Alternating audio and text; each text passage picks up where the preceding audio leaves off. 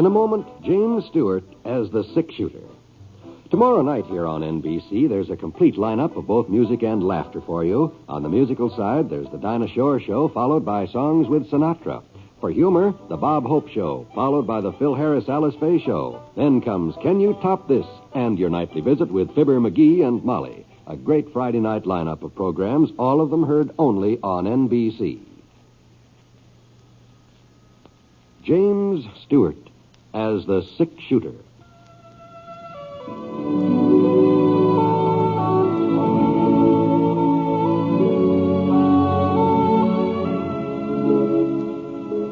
The man in the saddle is angular and long-legged.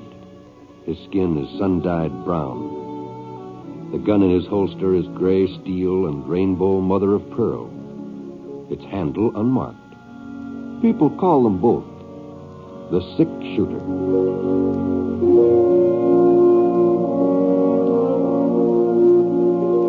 The NBC Radio Network presents James Stewart as the six-shooter, a transcribed series of radio dramas based on the life of Britt Ponsett, the Texas plainsman who wandered through the Western Territories, leaving behind a trail of still-remembered legends.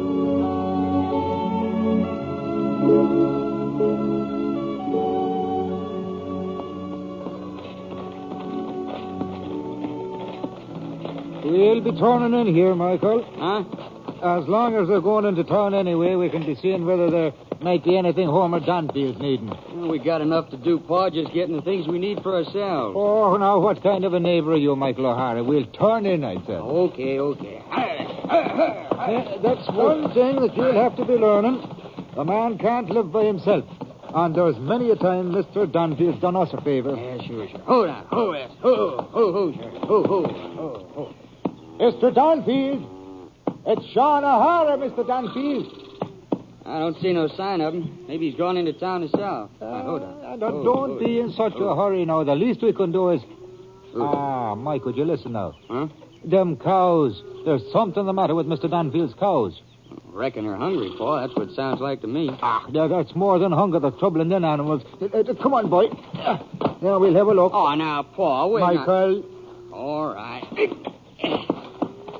Like as not, Mr. Danfield ain't going to appreciate us butting into his affairs. He's always been able to run this farm without any... Look there, would you look? Aha. Yeah, they've not been milked, that's what it is. The sun's in the middle of the sky and they've not been milked. Yeah. I knew there was something wrong here. I felt it the minute we pulled up in the yard, so I did. Maybe Mr. Danfield's sick. Maybe that's it, huh? Sure, and I hope that's all it is. But when I get one of these foreboding feelings, well... Mr. Dunfield. Well, try it, Pa. See if it's locked. Oh, no, I don't know. It doesn't seem right to enter another man's house when he's not That's for his own sake, ain't it? Here. If he ain't home, we'll leave him a note explaining the... Pa. What is it, Mike? Over there, across the room by the sofa. Michael, that's Mr. Dunfield.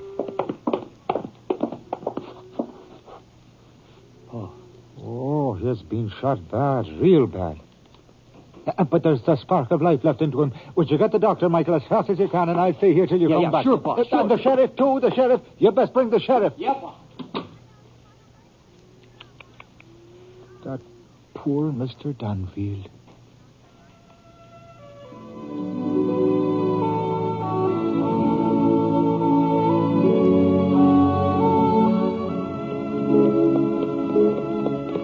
I'd expected to reach Pearl City before nightfall, but it looked like I'd been a mite optimistic. The sky had already lost most of its color, and I still had a good 15 miles to go, so I slowed Scar down to a walk. Easy, boy, easy. Here it is. I started looking around for a place to make camp. It didn't really much matter when I got to town. The spring roundups were sure to be over, and a day or two, one way or the other, wouldn't make any difference about my finding a summer job. Besides being out in the range for another night, I'd probably get a lot more sleep than I would in any of those hotel beds. Well, about a mile further on, I spotted a little flicker of light behind a couple of gray-green boulders, and when I rode up closer, I heard somebody singing and playing a guitar. Looked like I wasn't the only one in the range that night.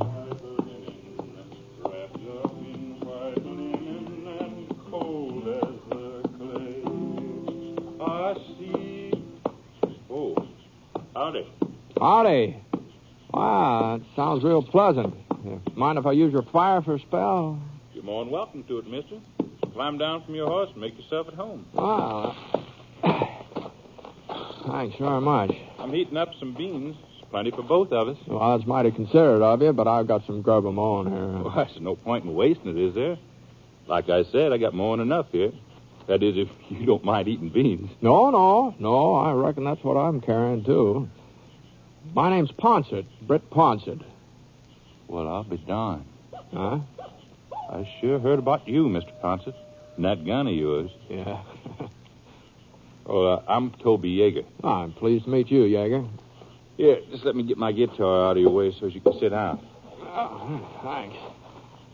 I hope I didn't interrupt your singing. That sounded real pretty. It just sort of helps to pass the time, especially when I'm alone. Mm-hmm. Care to try a tune, Mr. Ponsett? Oh, no.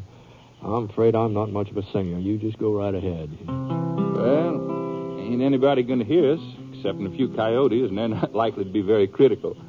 What do you say? Shall we give our vocal cords a little exercise while we're waiting for them beans to heat up? Well, as I said... Come on now. I like that third verse. Oh, beat the drum slowly and play the fife lowly. Come on, Mr. Ponsett. Play the dead march as you carry me along. Take me to the green valley where lay the sod o'er me. For I'm a young cowboy and know I done wrong.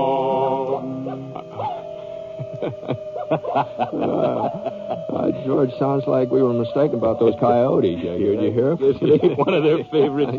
Yeah, I guess so. How about you providing some music now? Oh, me? No, here's the guitar. No. I'm sorry. I just don't play at all. Oh, come on. You're joshing me, Ponsett. No. I'm afraid I don't know the first thing about it. Well, most any cowboy can get a tune out of a guitar. Maybe so, but it just seems like I never had much of an ear for music. You don't need no ear. Here, come on, let me show you. Huh? Now, you just watch my fingers. Yeah. You'll see there's nothing to it. Well... Yeah. That's simple enough, ain't it? Well, Now, I'll tell you what I'll do. I'll make the chords, and you do the strumming. all right. You go ahead. Go ahead and strum. All right. Yes, you're doing fine. Oh. That's just fine. The strumming part's a little easier than the chording, though, isn't it? It's all easy once you get the hang of it. Now, give me your left hand. How's that? Your left hand. I'll put your fingers where they belong for the first chord. I see now. Here. There. Okay, strum. Well, let's see. All right. Here's the next chord. You see now. Now, here's the third one. There. I'll be darned. Yeah, it's kind of fun. Of course it is. Now, you do them yourself. What? Those three chords I just taught you. Oh, you mean you do them all alone? Yeah, sure. Well,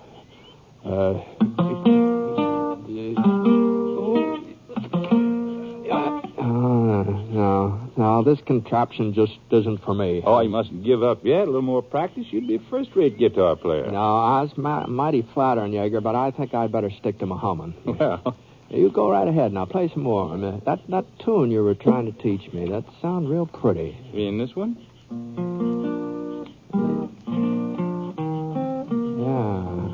Yeah. I don't think I've ever heard that before, have I? Oh, it's brand new.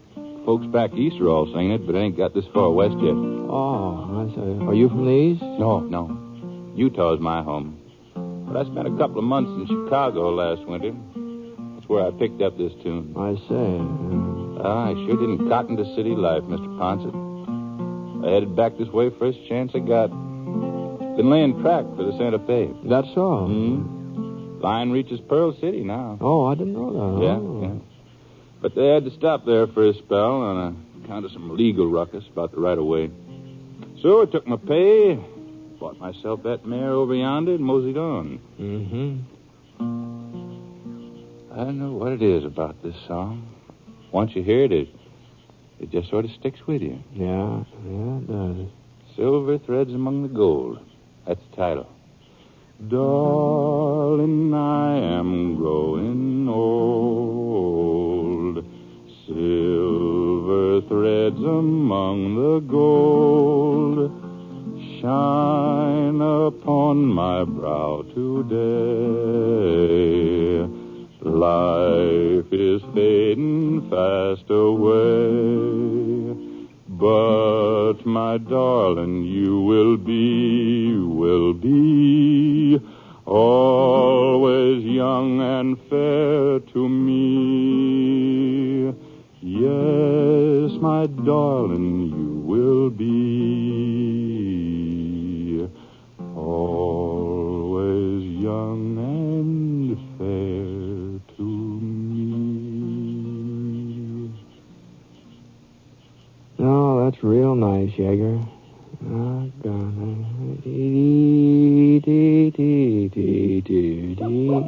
Uh-oh. Oh, there they are again. It's got some more verses, but that's the only one I can remember. Do you care to join in? No. I think I've bothered the coyotes enough for one evening. Well, it looks like them beans are getting hot. Suppose we can interrupt our concert until after supper. Probably sound better on a full stomach anyhow. No, I don't know, Yeager. In my case, I reckon it wouldn't make much difference.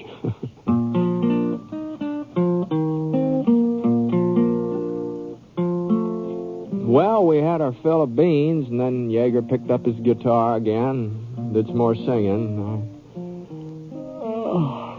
What with the music and all, I felt kind of sleepy, so I spread out my bedroll. And the last thing I remember is hearing that guitar as I dropped off.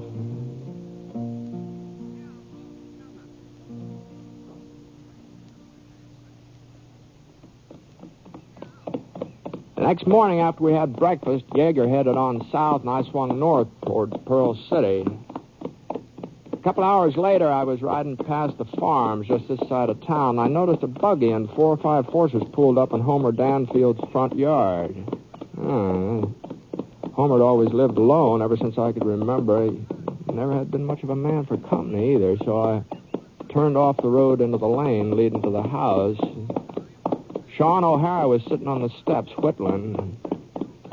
On the size of the pile of shavings at his feet, figured he'd been doing it for quite a spell. Whoa, Scar, whoa. Oh, Sean? Huh? Hi. Don't you remember me? Britt Ponsett. Oh, why, for goodness sake, Mr. Ponsett, I never had no idea you was in these parts. Lord, it feels a miracle you've come. What are you talking about, Sean? Oh, it's a terrible thing that's happened to Homer Danfield. What? Him lying in there right now, hovering between life and death, so he is. Oh, well, I'm sorry to hear that. He's pretty sick, huh? He's been shot, Mr. Ponsett. A big hole right over his chest. Is that so? It was along about noontime yesterday when we found him, my son Michael and myself. Oh, the poor man. Well, just what happened, Sean? Well, now, if you ask me, it was a thief who done it. Sure, and from the looks of his house, somebody turned things every which way searching for valuables. And besides, anybody who knew Homer Danfield, anybody from around Pearl City, that is, they'd have no call to try to kill him. He was a well-liked man, Mr. Ponsett. Well, he sure was, yeah. Yeah, and the doctor's staying with him almost 24 hours now. And Sheriff Gentle, too. But, you know, the poor Homer has not breathed a conscious breath during the whole day and the night that followed. Yeah, and like as not, he'll never be able to tell us just exactly what... Oh, hello, Sheriff. Huh? Oh, howdy, Britt. Where'd you come from? Oh, just passed through on my way to town, and Sean's been telling me about Homer. Uh-huh. Yeah, has there been any improvement, Sheriff? Well, I wouldn't exactly call it an improvement. He did come to for a couple of minutes. Oh? You don't say. Yes, he told me what he could. But I'm afraid it won't do much good. The fellow broke in night before last, along about midnight. He was a stranger. Homer had never seen him before. And he didn't get a very good look at him either. Well, he was trying to rob Mr. Danfield. Is that what happened? Yeah, that's the way it was. Aha. Homer heard him prowling around in the parlor and come downstairs. The fellow let fly with a slug, caught Homer right under the shoulder. He's lost a lot of blood. The doc thinks maybe one of his lungs is nicked, too. Yeah, that sure is too bad. Yeah. Well, not much I can do without a description, evidence. Sure, no one. Couldn't he tell you anything at all about the man? No, as far as Homer can recollect, he was medium height, medium build. That's about all. Except for the song he was singing. His song? Yeah. Homer didn't pass out right after he was shot, not entirely. He remembers hearing the fellow searching around and humming and singing to himself while he was at it. Something about silver and gold and getting old. Homer ain't too clear in his own mind, and well, as far as I can tell, it's a song I never heard before. You ever hear it, Sean? No, it don't sound familiar to me, Sheriff. What about you, Britt? Britt? I've heard it, Sheriff. Huh? At least I've heard something mighty similar. Mighty similar.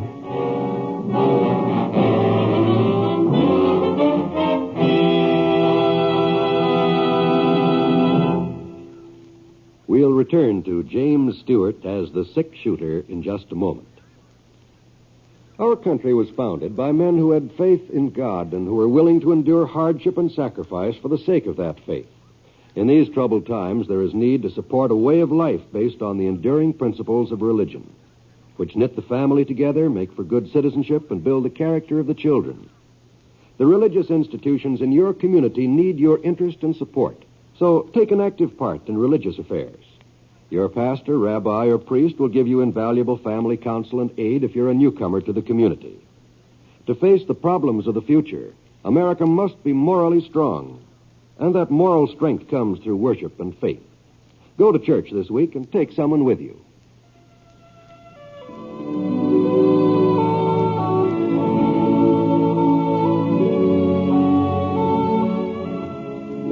Now, Act 2 of The 6-Shooter, starring James Stewart as Britt Ponsett.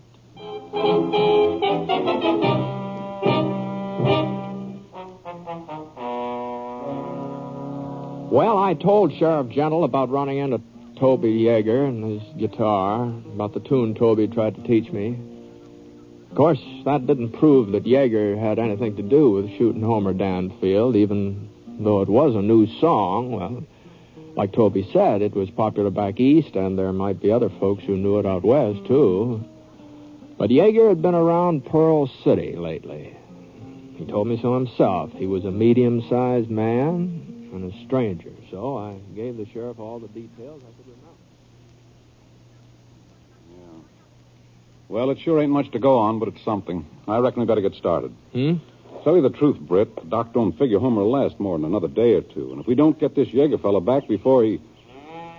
Well, you're saying that he sung a certain song. That ain't going to convict him of murder. No, of course not. Well, let's go. Well, you don't need me, Sheriff. I need somebody to pick up this fellow's trail and point him out to me, don't I? Well, I could tell you. Oh, we're just wasting time, Britt. If we're going after this man, let's get started. All right, Sheriff. All right.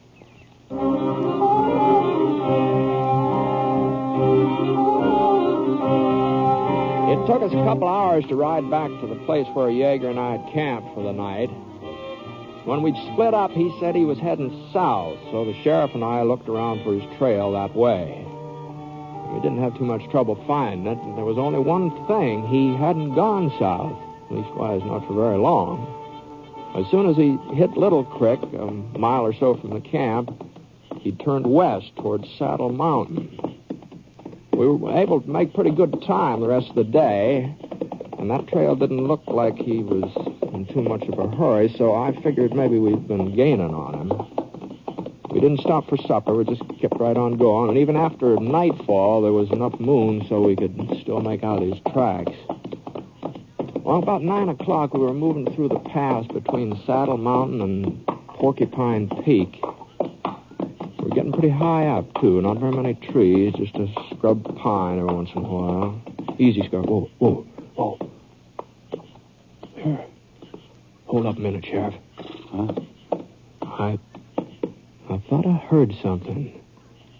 No, I guess I was wrong. Or maybe the wind's changed. Here. No. There it is again. You hear it? Hear it? Yeah, he must be up there. Right around that bend. Think we better move in on foot. No, I rode up on him last night. He seemed tame enough. Well, okay.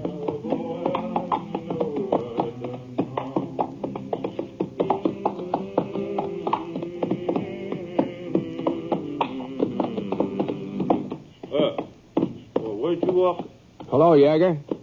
Well, Mr. Ponsett, thought you was heading another way. Yeah. I sort of changed my mind. Come back for another guitar lesson, huh? No, not exactly. Yeager, this is Cleet Gentle from Pearl City. Howdy, Mr. Gentle. You two never met up before, Yeager, while you were working in Pearl City. No? No, not that I recollect. Why? Mr. Gentle's the sheriff there. Sheriff? That's right. Well, I was only in town for a few days, and I was sort of on my good behavior. Leastwise, I never had no run-in with the law. Yeah. There's something I can do for you, gents? Yeager, a fellow was shot the other day. Shot and robbed. Farmer just outside of town. Oh? He didn't recognize the man who did it. He remembers one thing about him, though. A song he was singing.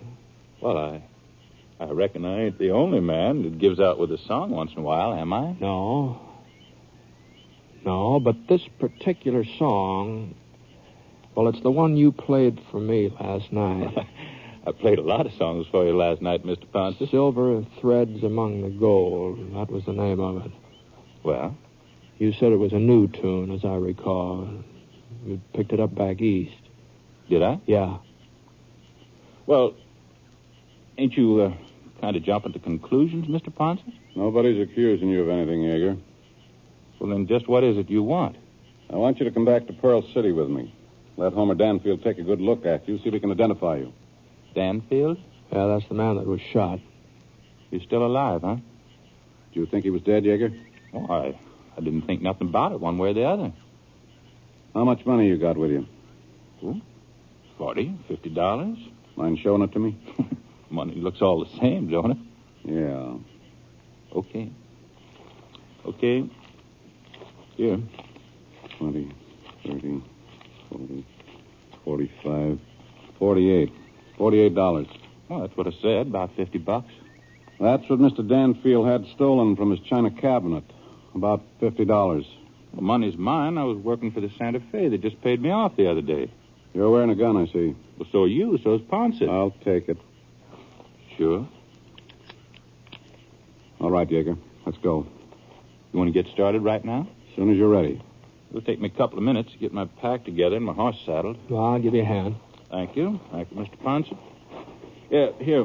Would you mind fastening this onto the back of my saddle? I sure wouldn't want to go off and leave my guitar behind. Yeah, I'll take care of it for you.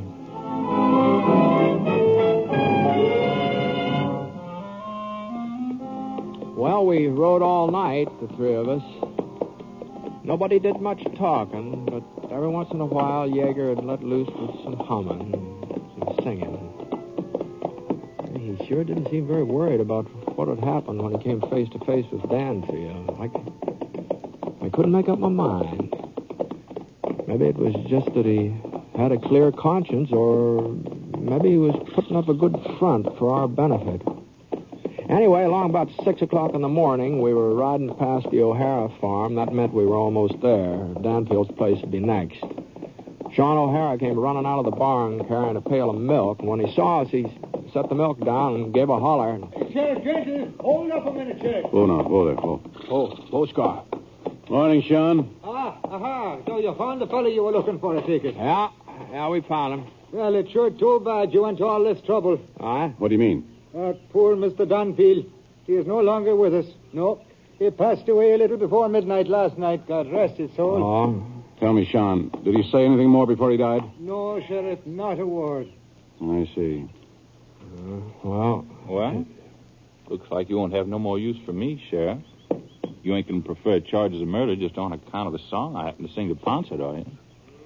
Well, yeah, I guess he's right, Sheriff.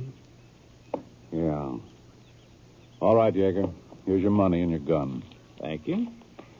Well, so long, gents. Come on, boy. Yeager. Yeah?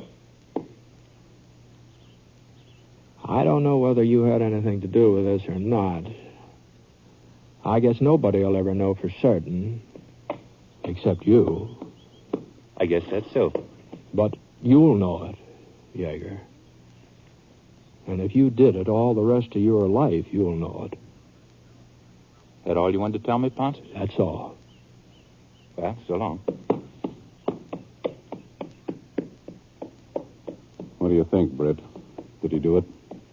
Sheriff, I just don't know. There's some coffee in the kitchen if you'd be liking a cup. Thanks, Sean, but I'd better get in town. Uh-huh. Hey, well, how about you, Mr. Ponset? I reckon I could use a cup of coffee. Well, I'll be seeing you. Take it easy. Sure. Sorry you had that ride for nothing, Britt. No, it's all right. I guess I brought it on myself. So long. The kitchen's doors are on this way, Mr. Ponset. Yeah, it sure was a shame about Homer Danfield. Yeah, it sure was. Yeah, morning, Pa. Oh, now it's about time you got up, young man. You remember Mr. Ponset, don't you? Oh, sure. Hi, Brett. All right, just fine, Mike. Hey, what are you doing with Toby Yeager? Is he a friend of yours? No, not exactly. You know him, Mike? Oh, well, he was working over on the railroad. We met a couple of times. Played poker over at Red Philpott's place. Now, Michael, I told you can't afford to be losing your money. Oh, I never lost, Pa. Not when Toby was in the game. Why, he's got the worst luck any man I ever played with. Take the other night. Railroad paid him off, and he lost every cent of it. What night was that, Mike? Was that the night Homer Danfield was shot? Well, come to think of it, I guess it was. I see. I think maybe I'll skip that coffee for the time being, Sean. Thanks anyway.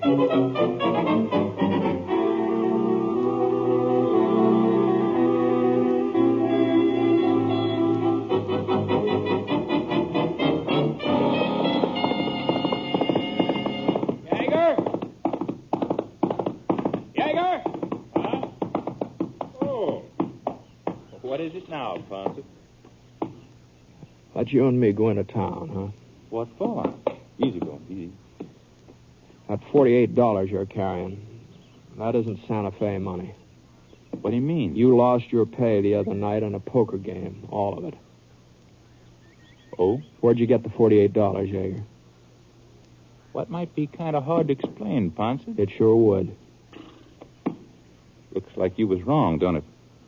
Huh? Well, you said if I was the fellow who shot him, nobody'd know it, except me. You shot him, huh? Sure. Well, then I was wrong. Maybe we'd better go back to Pearl City, huh? Sure.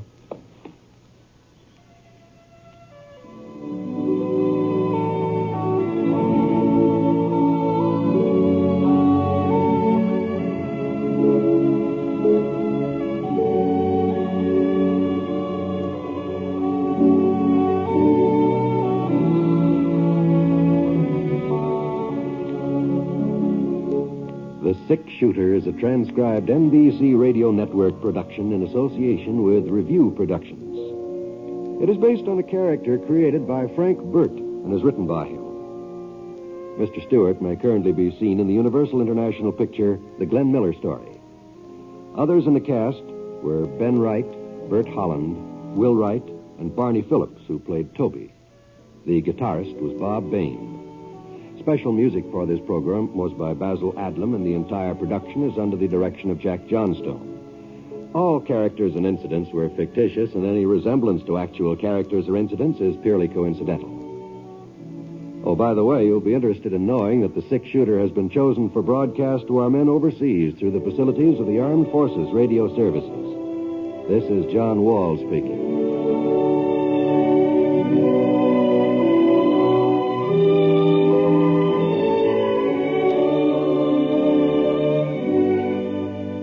MacDonald Carey stars in Jason and the Golden Fleece tonight on the NBC Radio Network.